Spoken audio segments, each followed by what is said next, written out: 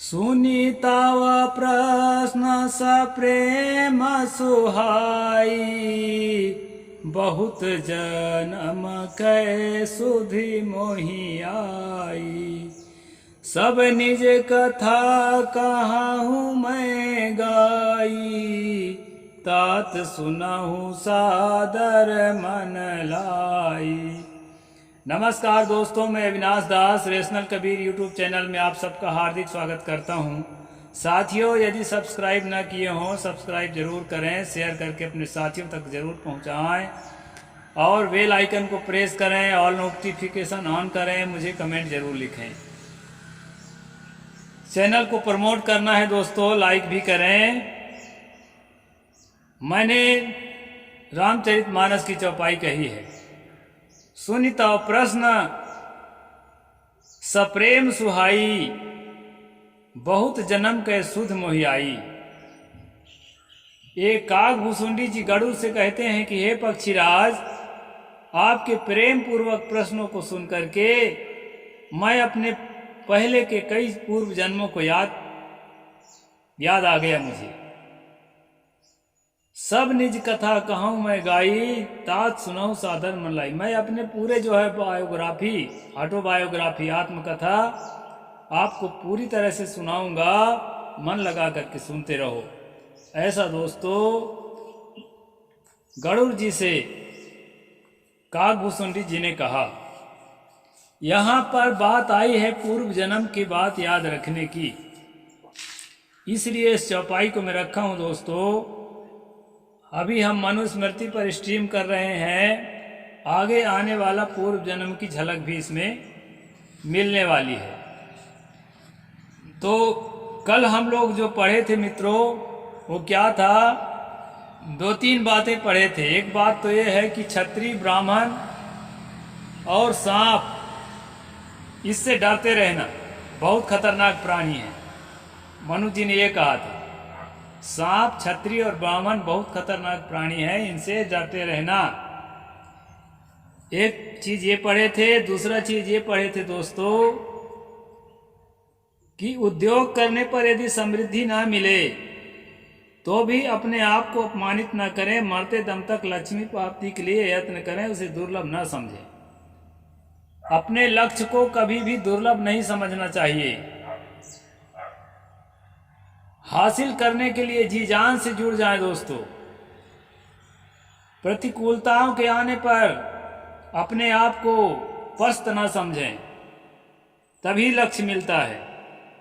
और दूसरी बात यह है, घुट घुट के जीना भी क्या, जो होगा देखा जाएगा। अपने जो कार्य है उसको करें। दुख मिले तो दुख तो जीवन में आता ही है, मुसीबत मिले तो मुसीबत तो जीवन में आता ही है, मौत मिल जाए तो मौत भी तो आने वाली है।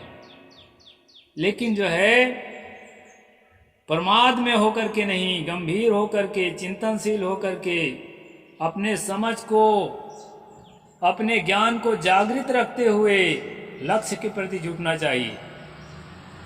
और जो है मुसीबतों में गंभीरता पूर्वक विचार करके उसके सॉल्यूशन ढूंढना चाहिए। इस प्रकार जो है हम आगे बढ़ सकते हैं। तो ये जो है मोटिवेशन बहुत सुंदर था दोस्तों। और तीसरी बात ये हम कल पढ़े थे कि सत्य बोलें और सत्य को प्रिय बना करके बोलें। सत्य ही बोल रहे हैं तो चाहे किसी को तकलीफ हो, चाहे कुछ भी हो, हम दूसरे को परवाह ना करें, ऐसा नहीं होना चाहिए। वैसे हमारे रेशनल लोग जो हैं, हमारे तर्कशील लोग, हमारे विज्ञानवादी लोग, मुझे बहुत खुशी है कि इस चीज का पालन कर रहे हैं। कभी भी कमेंट लिखेंगे तो गाली गलौज नहीं लिखते हैं। हमारे खिलाफ भी कोई बात लिखेंगे तो शालीनता और सुसभ्यता के साथ लिखते हैं। लेकिन ये मनु के शिष्यों को, मनु के खानदानों को मैं आईना दिखाना चाहता हूं उन्हीं के किताब के अनुसार, कि मनु ने भी कहा है कि सत्यम बुर्यात प्रियम बुर्यात। सत्य बोलो, प्रिय बोलो, सत्य को अप्रिय बना के मत बोलो। तो कम से कम अपने गुरु की बात मान लें, और आज से जो है मेरे को जो भी मेरे या मेरे जैसे साथियों को कमेंट लिखा करें तो गाली गलौज न लिखें। ये मनु के सही बात को हम जो है समर्थन करते हैं, बहुत बढ़िया बात है। तो आई होप दोस्तों आप लोग भी इसको सपोर्ट करते होंगे। आगे हम चलते हैं। क्या कहते हैं मनु जी? बहुत सारे श्लोक हैं, कुछ को छोड़ भी देता हूं मैं, लेकिन इसमें अच्छी अच्छी बातें हैं, इसको संक्षेप में तेजी से मैं पढ़ देता हूं। बहुत सवेरे, अत्यंत शाम को, अत्यंत दोपहर को अपरिचित व्यक्ति के साथ, अधार्मिक के साथ या अकेला कहीं न जाएं। ठीक है, सावधानी के लिए ये बात भी माना जा सकता है। हीन अंग वाले, अधिक अंग वाले, मूर्ख, कुरूप, वृद्ध, दरिद्र और हीन जाति के मनुष्यों को उनके दोषों को कहकर तिरस्कार न करें। यदि किसी कोई विकलांग है या किसी के डबल दांत जगह है, किसी के आंख में कोई दिक्कत है, जैसे कोई नेत्रहीन है, ए अंधे इधर आओ, ऐसे करके बोलेंगे तो उसको बहुत कष्ट होगा। तो मनु जी कहते हैं इस प्रकार की जो है कठोर बर्ताव किसी भी विकलांग के साथ, किसी भी गरीब के साथ, किसी भी अशिक्षित के साथ, किसी कुरूप के साथ, किसी छोटी जाति के साथ ऐसा कठोर बर्ताव ना करें। ये मनु कहते हैं। अगर ये मनुवादी लोग इतना भी ध्यान में रख लेंगे ना, तो किसी को आदिवासी, किसी को दलित समझ करके उनके शोषण नहीं करेंगे, उनके बहू बेटियों के साथ बलात्कार नहीं करेंगे। लेकिन ये समझ जो है ये अपने किताब को नहीं पढ़ते हैं। भारतीय संविधान को पढ़ना तो बहुत दूर की बात है, सदगुरु कबीर के बीजक को पढ़ना, तथागत के त्रिपिटक को पढ़ना बहुत दूर की बात है। कम से कम मित्रों मैं कहता हूँ ये अपने किताब को तो पढ़ो, जिसको अपना मानते हो, उसमें भी कुछ अच्छी बातें हैं, उसको फॉलो करो। तो ये वाली बात अच्छी है, इसको फॉलो करना चाहिए, हमारे लोग भी इसको स्वीकार करें। आगे कहते हैं अनातुरा स्वानि खानी चा स्पृशे दे निमित्ततः रोमानी चा रहस्यानि सर्वाणि विवर्जेत। स्वस्थ अवस्था में इंद्रियों के छेद तथा गुप्त स्थान के रोगों को निष्कारण न छुए। बिना किसी कारण के गुप्त इंद्रियों को नहीं छूना चाहिए, यह बात सही है। और अगर कभी छूते हैं, कहीं खुजलाहट है, कुछ है, तो हाथ साबुन से धोना चाहिए।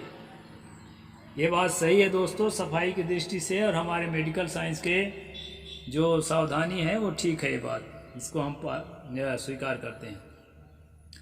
मंगलाचार युक्त सात प्रत्यात्मा जितेंद्रिय जपेच जुजुच्छा नित्यमग्नि तंद्रिता। शुभ आचारों से युक्ति पवित्र हृदय जितेंद्रिय पुरुष आलस रहित होकर नित्य गायत्री मंत्र जपे तथा अग्नि में हवन करे। ये इनकी श्रद्धा की बात है। ये कहते हैं जो स्वस्थ आदमी है उसको अपने आचारों को, अपने जो धार्मिक नियम जो दिया गया है उस नियमों को पालन करते हुए और क्या करना है दोस्तों, रोज के वेद मंत्र को जाप करना है और हवन करना है अग्नि में। तो ये इनकी अपनी आस्था है, इस पर हमको आहत नहीं करना है। लेकिन मुझे ज़्यादातर कबीरपंथी सुनते हैं, इसलिए मैं एक बात अपने लोगों के लिए बता देता हूँ कि हमारे जो विचारधारा है दोस्तों, इसमें माना गया है माला जपू न कर जपू मुख से कहूँ न राम, मेरा राम मुझको जपे मैं पाऊँ विश्राम। सदगुरु कबीर साहेब जो है आत्मस्थिति, आत्मशोधन, आत्मान्वेषण का हमें ज्ञान देते हैं। और जो है किसी बाहरी देवी देवता ईश्वर परमात्मा जंत्र मंत्र को जप करके अपने ऊपर आरोपित करना जो है निर्वाण के खिलाफ, मुक्ति के खिलाफ और साधना के खिलाफ मानते हैं। दूसरी बात दोस्तों, दाने दाने पर खाने वालों का नाम लिखा है, मतलब हक है प्राणियों का, इसलिए खाने पीने की चीज को आग में डालना कबीर पंथ में महापाप माना गया है। इसलिए कोई भी कबीर पंथी मेरी बात को सुन के न कहे कि साहिब तो हवन करने को कहे थे तो हम हवन कर रहे हैं। मैं इसको एक्सपोज कर रहा हूँ, इनके जहाँ जो चलता है उसको खुलासा कर रहा हूँ। मैं आपको ये नहीं कह रहा हूँ कि आप भी हवन करो, वेद मंत्र का जाप करो।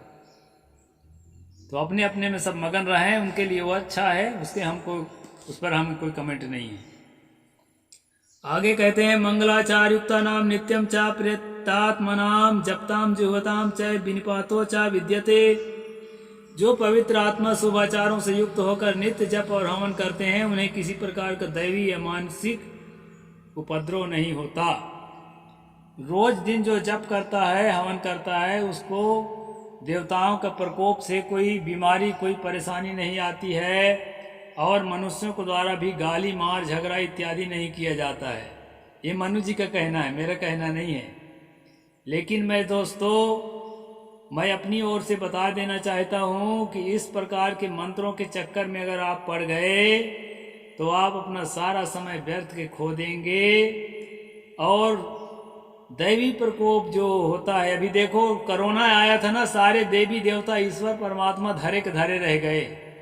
जब तक विज्ञान ने वैक्सीन खोज करके नहीं दिया तब तक कोई उपाय नहीं बचा था देवी देवताओं के पास, ये तमाम पर्ची लिखने वालों के पास, और तमाम जो है क्या क्या करते हैं, जंत्र मंत्र, झाड़ फूंक, टोना ताबीज, इनके पास कोई उपाय नहीं था दोस्तों। विज्ञान के पास भी नहीं था, लेकिन विज्ञान ने खोज किया वैक्सीन का, तब जाके जो है समाधान मिला। इसलिए इस प्रकार के कोई दैवी समाधान सच नहीं है, एक पूरा का पूरा फर्जी और फेक है। और आपको मानसिक रूप से शोषण करने के लिए, स्वेच्छा से अपने अधीन बनाए रखने के लिए, यानी आप अपनी इच्छा से इनके अधीन बने रहें, इसके लिए ये शोषण तंत्र है। इसके लिए दोस्तों आपको सावधान होना है, ऐसा कुछ नहीं होता है।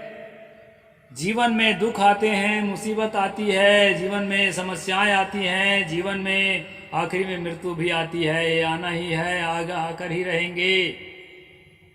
लेकिन जो है इसके सावधानी के लिए क्या है, समझ और विज्ञान और जो है सावधानी, इतनी चीज़ों को लेकर चलिए और इसी से अपना समाधान ढूंढिए। अगर इतना सब पर समाधान नहीं है तो समझ लीजिए कि अब मौत आ चुकी है। किसी प्रकार तंत्र मंत्र, पत्रा, पंचांग और जाप ओप के चक्कर में मत पड़ना, एक कोरा अंधविश्वास है और टोटल धोखा है दोस्तों। मैं आप लोगों को जागृत कर रहा हूँ। आगे फिर क्या कहते हैं, आगे है नित्य यथा समय आलस रहित होकर वेद मंत्रों को जप करे, यह ब्राह्मण का मुख्य धर्म है, बाकी ये सब उपधर्म है। यहाँ पर साफ बता दिया है ब्राह्मण का मुख्य धर्म है, ओबीसी का मुख्य धर्म है नहीं कहा है, न वैश्य और क्षत्रिय का भी नहीं कहा है। इसलिए जो है ब्राह्मण का मुख्य धर्म है, उनको करने दो। और ये भी बता देता हूँ, जो ब्राह्मण के बच्चे सुन रहे हैं मेरे वीडियो को, ये अंधविश्वास से निकलो। कोई न ब्राह्मण होता है न कोई क्षत्रिय होता है, हम लोग सिर्फ और सिर्फ इंसान हैं, मनुष्य हैं, आदमी हैं, ह्यूमन हैं। इसलिए हर आदमी जो है आदमी है और सबके लिए अंधविश्वास अंधविश्वास है, सबके लिए जहर जहर है और सबके लिए अमृत अमृत है। इसलिए दोस्तों जो भी मेरी बात को समर्थक है, मैं सबके लिए मैं आह्वान करता हूं कि इस प्रकार बातों में ना फंसें। कोई यज्ञ हवन जप तप करने की जरूरत नहीं है। आत्मनिरीक्षण करें, आत्मशोधन करें, आप आत्मान्वेषण करें, मेरे अंदर क्या खराबी है, क्या अच्छाई है, अच्छाई को सहेजने का, खराबी को निकालने का निरंतर उपाय करें। इसी से जीवन में सुख आएगा, इसी से परिवार में, समाज में, देश में और दुनिया में सुख आएगा दोस्तों। इसलिए जो है आप अपने को बढ़िया तराशें, अपने को सुधारें, अपने को परिमार्जित करें। यह जो है कबीर पंथ है और यही कबीर का रास्ता है। तो दोस्तों एक श्लोक और आगे मैं बढ़ाता हूँ, क्या कह रहे हैं, पार्वी की संस्मरान जानती ब्रह्मैवाभ्यासते पुनः ब्रह्माभ्यासेन चाजनंत सुखमनुस्तते। अच्छा एक तो छोड़ दिया था, वेदाभ्यासेन सत्यम सौतेन तपश्चैवता अद्रोहेन च भूतानाम जातिम स्मृति पौरिकाम। ये दोनों श्लोक को एक साथ अर्थ बता देता हूँ। निरंतर वेद के अभ्यास, पवित्रता, तप और प्राणियों की अहिंसा से पूर्व जन्म की जाति का स्मरण होता है। पूर्व जन्म में जाति स्मरण होने पर वह नित्य वेद का ही अभ्यास करता है। निरंतर ब्रह्माभ्यास से वह अनंत सुख मोक्ष को प्राप्त होता है। यहाँ पर दोस्तों मैंने शुरू में जो चौपाई बोली थी, काग भूसुंडी गरुड़ को कह रहे हैं, उत्तरकांड रामचरितमानस, कि जो है आपके प्रेम पूर्वक प्रश्न पूछने से प्रभावित होकर मैं अपने पूर्व जन्मों को याद कर चुका हूँ, याद आ गए हैं सब बात। अब मैं तुम्हें बताऊंगा। तो दोस्तों, पूर्व जन्म की बात याद करने का ढोंग जो है भारत में बहुत चल रहा है, और मैं आप सबको सावधान करना चाहता हूँ। मान लीजिए मैं ही अपनी पूर्व जन्म की बात बताने लगूं, अटपट सी बातें जिनके बारे में आपको कुछ नहीं मालूम है, आप हाँ हाँ कहे जाएंगे, हाँ हाँ कहे जाएंगे, तो उससे क्या समाधान निकलेगा?